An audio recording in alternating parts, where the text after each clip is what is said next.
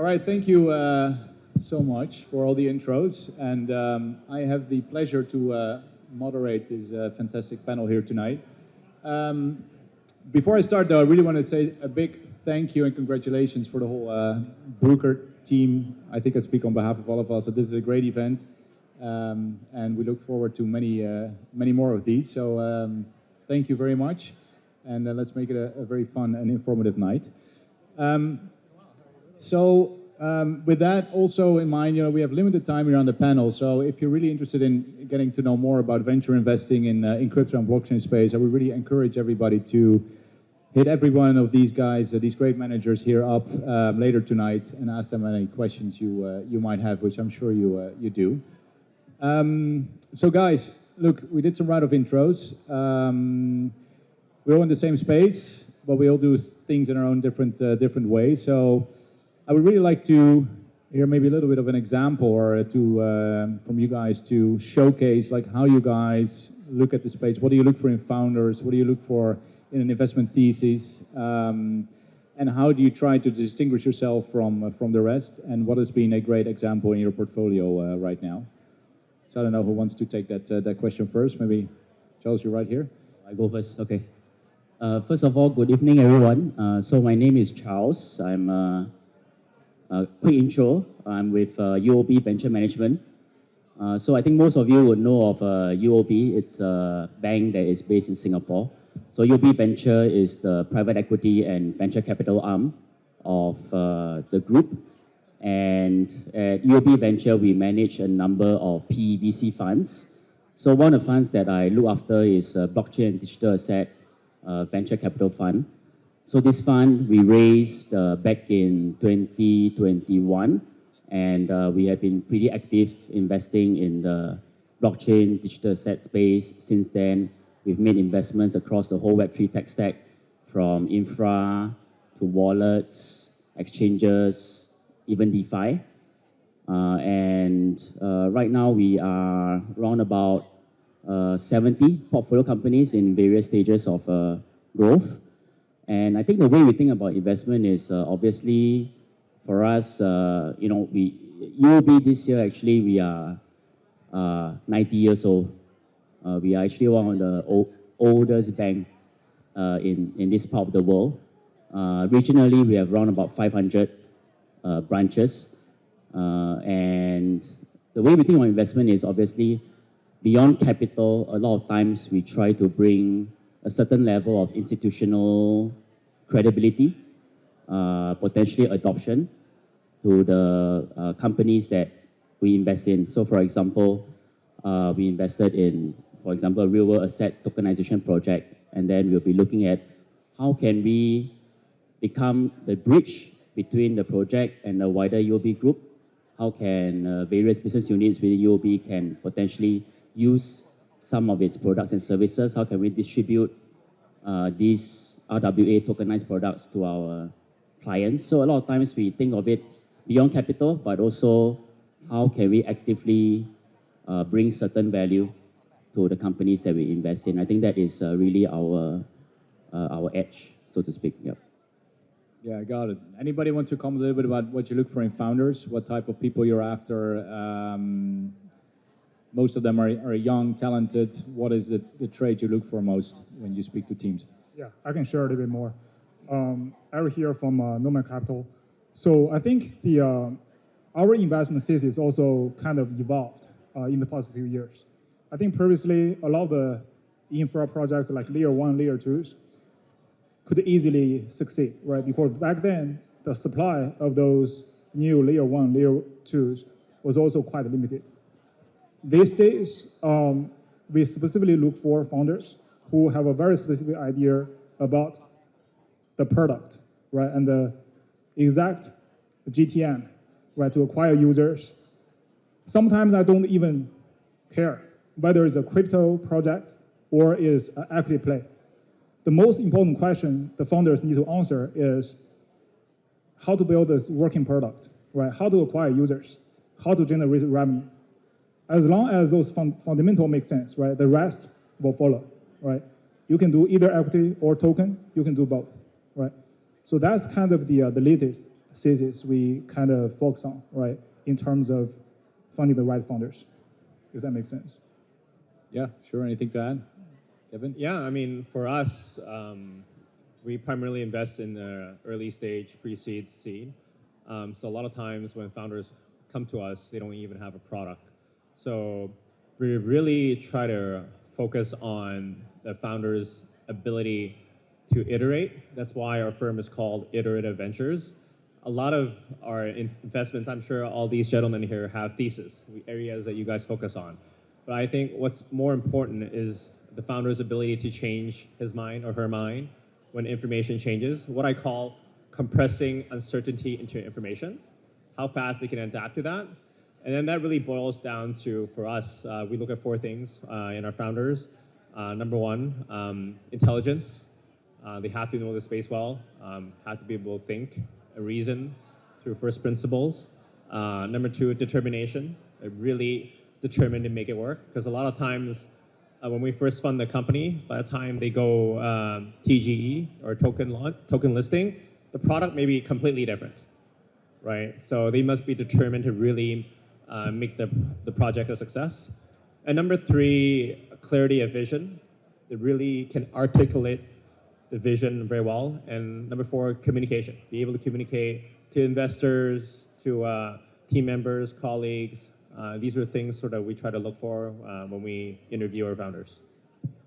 Yeah, makes sense. And maybe also for the audience to understand, like what it takes to be a venture investor, and what, beyond just writing a check, maybe we can expand on what type of help you guys provide in the iteration of a project with founders.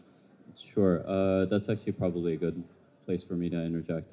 So I'm the founding partner of Equilibrium Ventures, but our differentiation is we probably have like 65 blockchain engineers in-house. So our value add after investment is not just capital, but we have actually engineers that help write the code for Ethereum, Polygon, Solana, that can actually help you ship code or actually build a product. So take you from kind of like an idea to actually building an actual tangible product that end users can use. I don't know a lot of other, I guess, like funds and kind of like companies that can do that. But yeah, that's kind of like our value add that we bring to the table, and we're quite hands-on in like the development of a product going forward. So, Sure, David, anything? Yeah, I think David here at Inception Capital. We're based in New York. Started a firm about 4 years ago. I was previously leading global strategy and investments at UOB from 2017 to 2021. So I think the biggest differentiator about our fund, the name of it is Inception, is like we're typically the lead investor as the first check into any founder that has an idea that wants us to iterate on and help them with the go-to-market. And I think another thing about us is like we have an extremely long-term mindset. Our first fund is a 12-year fund life, right? So I think we have probably one of the longest sort of fund lives of a venture fund that is in crypto. And because of that, we're able to take very, very long-term bets. Like some of the investments I've done previously, whether it's at UOB or here at Inception, is taking a look at founders that are extremely forward-thinking and looking for problems that are not necessarily hot narratives today, but problems that are maybe 3 to 5 years out. Like, for example, 8 years ago, I invested in Circle, right when they were raising their Series A, before they even launched USDC. 7 years ago, I invested in Securitize before tokenization was really a thing, and that was sort of really where it was called STO back in the day. 5 years ago, invested in Ondo before RWA even became a term. And some of the portfolios within Inception are Mega ETH that we invested 3 years ago that is sort of powering the future of like financial services and gamification for applications, and Skyfire, which is a leading sort of agentic payment infrastructure based out of San Francisco. So all of these investments that we've done are way, way out of the narrative. And I think what we ultimately do is try to invest very, very early and help them to sort of get traction and help them form sort of market traction in the market. Yeah, no, if I speak also from a lot of recognizable points you guys make also at Maven 11, look, it's about the grit of the founders, right? And do they have the capability to change course should the business model be, need and ask for that? So the longer we've been doing this for quite a while now. So the longer you do this, the better you get probably at vetting these teams, and you learn from your mistakes as well. So can anyone share some insights on what you've learned over the years, mistakes you might have made in doing your DD, or assessing a team, and what you learned from that to become a better investor right now? Maybe I can start. So actually, we launched the fund back in 2021. So I think most of you would remember that time was actually a bull market in crypto, and I still remember very clearly, one of the very strong narratives at that point in time was actually Web3 gaming. So like games like Axie Infinity, they did very well. There were a lot of gaming guilds. They flourished, right, in a very big way. And I remember our thesis then was gaming is actually a very good way to bring non-Web3 users into Web3. It's probably the quickest and the easiest, the lowest friction way. So at that point in time, we actually invested in a gaming guild, right? And then 2022, the bear market hit. A lot of the gaming studios, games, guilds were struggling. We see the token prices all collapsed in a way. And for us, actually, we saw, the bear market hit, and we advised the founder to actually really focus, tighten the ship, watch the costs, and just stay afloat, right? While trying to figure out what to do next. And I still remember the founder of the project. He is more of a Wall Street guy than a crypto degen. He has been a fixed income trader in an investment bank for many years. So he has a lot of, he's got a wealth of experience trading fixed income products, very TradFi. So, we advised him, why not? And last year or 2 years ago, real asset tokenization started to come into play into crypto. So we said, why not you consider pivoting the project into a RWA play, leveraging on your experience and your networks, your resources. So we had a few discussions here and there, bounced some ideas off, and today actually he successfully pivoted the project into a RWA fixed income business model, where basically the business model is very simple. He sourced for very good Asian credit, tokenize it, and then offer it to crypto retail investors. Obviously, still very early stage in the development, but at least he's heading in the right direction.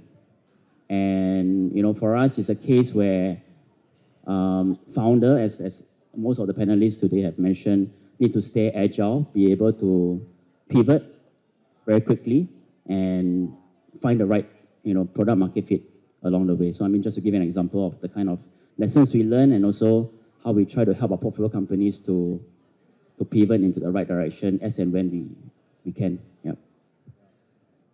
Anything else? I can echo a little bit more on what Charles mentioned just now.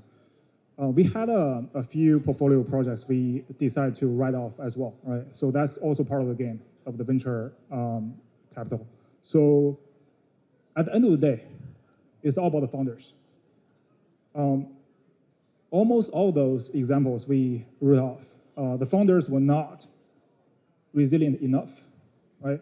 They were not be able to find a way to pivot, and they were easy to just give it up, right? So that's something I pay even more attention to than before. And also we purposely put a 3 to 5 days cool down period after we talking to a team, right? And then make sure we do not talk to them in the next few days, to make sure that we properly think it through. Whether this is a team we really believe in, and we want to work with them for the medium to the long term, right? Not because some short-term hype, etc. And also we decided not to make an investment until we talk to the team in person. I think there's actually a lot of things you can really tell, right? That you could not by just having a video call or something, right? So at the end of the day, I think it's the founders. No, makes total sense. I mean, the connection you need to have with these people, they need to earn your trust. They need to earn your hard dollars, right? And yeah, that personal connection is very important. Especially not when things are going right, but when things are, every company faces headwinds, and yeah, then you need to make sure these guys are going to do it for you and your LPs. Anything else? Otherwise, we're a bit short on time, but I just wanted to touch also for the folks out here that might be a little bit less educated about crypto, and that's why this event is so great. But what can we expect? Maybe David, start with you at the end. For what are you looking for right now in terms of investments, theses? What also the folks here might start to recognize, and what maybe 3-5 years from now they can remember? Oh, I heard David tell that.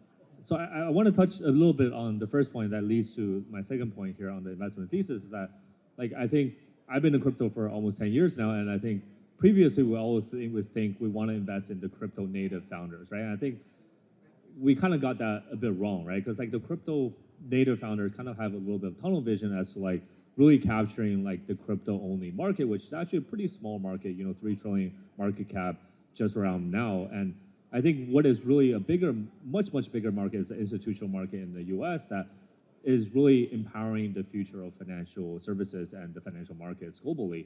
And a big investment thesis that we have that now that regulations have really opened up is this concept of financial automation, right? So when we think about everything that we do in the financial world right now is very, very manual, right? Whether it's opening a bank account, we're doing payments, or doing remittances, or anything that we're managing and rebalancing our portfolios, we want to be able to eventually build for the agentic world where all of our sort of portfolio rebalancing and all of the financial transactions that we do, especially on chain, is done in a sort of verifiable and automated way, right? That allows us to be a lot more efficient in how we sort of interact with the financial world today, and also allow it to be a lot more equitable and all-inclusive to the rest of the world, and making it really a global marketplace for financial services. So I think that's a big part of what we want to invest in, and it doesn't matter that they have a really, really deep crypto background. I think what is really important is really be able to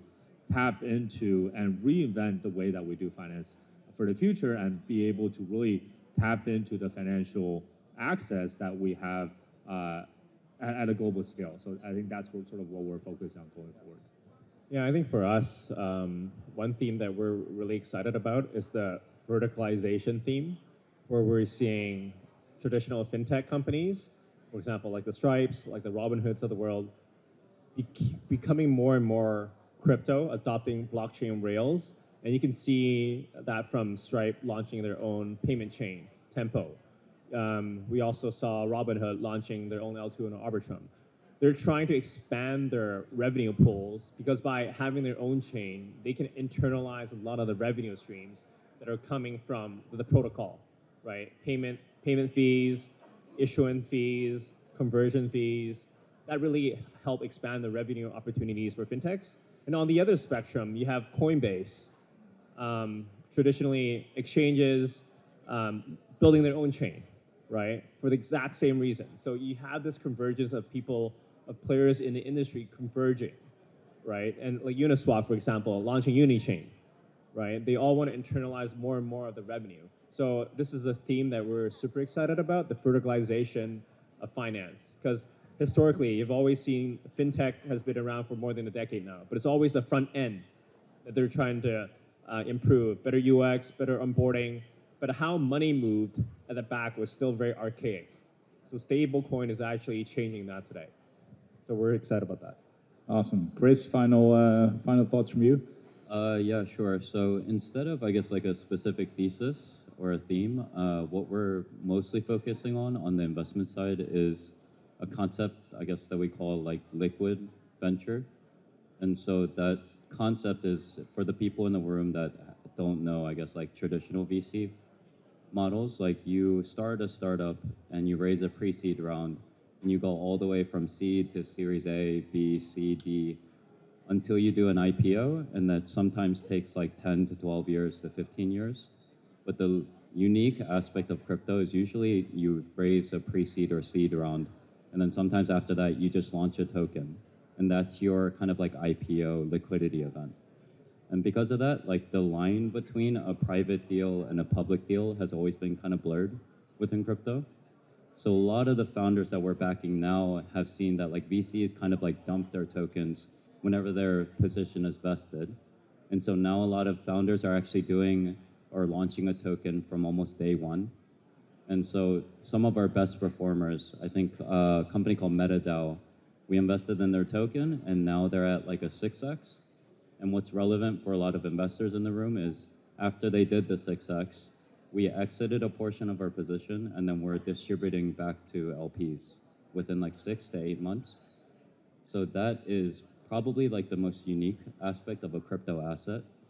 And if you're not taking advantage of like the liquidity profile of how liquid a crypto asset can be, I think you're kind of like missing out on a lot of opportunities within the early stage space.